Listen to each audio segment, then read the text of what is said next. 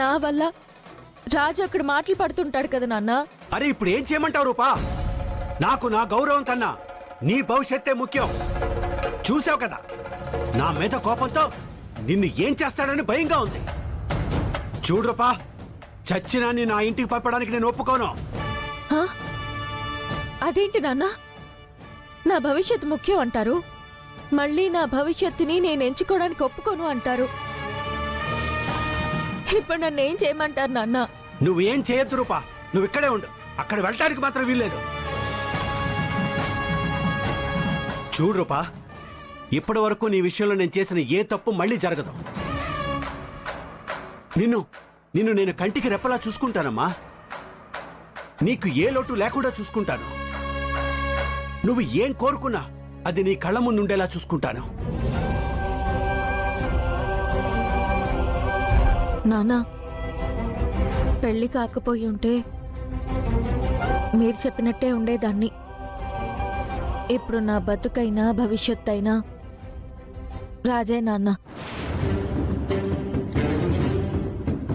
మీరు చెప్పినవన్నీ రాజు కూడా చేయగలడు నాన్న. మీలాగే నన్ను కంటికి రెప్పలా చూసుకోగలడు. మీలాగే ఏ లోటు లేకుండా చూసుకోగలడు.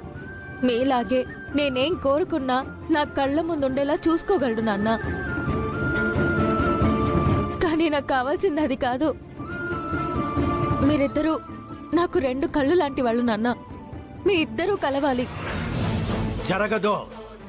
నువ్వు అనుకున్నది జరగదు రూపా. వాడు చేసింది మామూలు తప్ప. వాడు నాకు నచ్చలేదు, నచ్చడు. నానా, మీకు గుర్తుందా నాన్న, రాజు ఏం చేసినా అందులో అర్థం ఉంటుంది అని మీరే అనేవారు. ఏం అర్థం ఉంది రూపా? ఓ ఆడ మనిషిని పబ్లిక్ లో అలా తప్పుగా క్రియేట్ చేయడం ఎంత పెద్ద నేరం నీకు తెలీదా?